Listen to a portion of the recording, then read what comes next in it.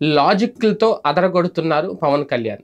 ఊకదంపుడు ఉపన్యాసాలు మానేసి స్ట్రెయిట్ పాయింట్‌కొచ్చేస్తున్నారు. ఎందుకంటే ఉమ్మడి ప్రచార సభలు నిర్వహిస్తున్న నేపథ్యంలో ఒక పక్క చంద్రబాబు నాయుడు గారి ప్రసంగాల కంటే పవన్ కళ్యాణ్ ప్రసంగాలు హైలైట్ అవుతున్నాయి. కారణం ఏంటి అంటే ఆయన ఎప్పుడు ఒకటే మాట సాగదీస్తా ఉంటారు.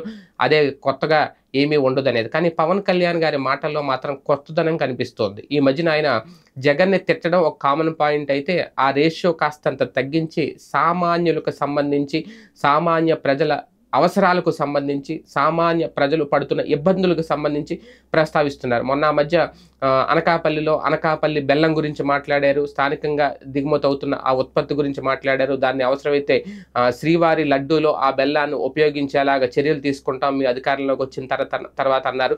ఇలాగ కొన్ని కొత్త పాయింట్లు ఇప్పుడు తాజాగా కోనసీమలో కొబ్బరి బోర్డు ఏర్పాటు చేస్తాం, గంగా బొండాల మొక్కలు సప్లై చేస్తాం, కొబ్బరి బోర్డు ఏర్పాటు చేయడం ద్వారా కోనసీమ రైతులకు ఇంకా దిగుబడులు పెరుగుతాయి, ఆదాయ మార్గం పెరుగుతుంది, ఆదాయాలు పెరుగుతాయి. ఇలా కొత్తగా మాట్లాడడం నిజంగా ఏ ప్రాంతానికి వెళ్ళినప్పుడు ఆ ప్రాంతానికి సంబంధించిన స్థానిక సమస్య మీద మంచి అవగాహనతో ఉండి ఆ దానికి సంబంధించి ఒక సొల్యూషన్ వాళ్ళ ముందుంచే ప్రయత్నం, అదే ఒక కీలకమైన లాజిక్ పాయింట్స్ తీసుకురావడం ప్రజల్ని ఆలోచింపజేస్తున్నాయి. పవన్ కళ్యాణ్ గారి మాటలు ఆశ్చర్యపరుస్తున్నాయి కూడా. ఎందుకంటే ఇంతవరకు ఈ మాటలు ఎప్పుడు బాబు గారు కానీ జగన్మోహన్ రెడ్డి గారు కానీ మాట్లాడలేదు. వీళ్ళంతా కామన్గా ఓవరాల్గా రాష్ట్రం గురించి, పింఛన్ల గురించి, లేదంటే రేషన్ గురించి ఇవే మాట్లాడతారు. స్థానికంగా కూడా పవన్ కళ్యాణ్ గారు రేట్ చేస్తున్న పాయింట్లు, ఆయన తీసుకుంటున్న నిర్ణయాలు ఏవైతే ఉన్నాయో, ఆలోచనలు ఏవవుతున్నాయి అవి ఏ ప్రాంతానికి సంబంధించి ఆ ప్రాంతంలో పండే పంటలు, ఆ ప్రాంతం మీద ఎంతో అవగాహన ఏర్పరచుకుంటే కానీ అటువంటి మాటలు రావు, అటువంటి లాజిక్స్ రావు, అటువంటి కొత్త ఆలోచనలు రావు. అది పవన్ కళ్యాణ్ గారు చేస్తున్నారు. స్థానికంగా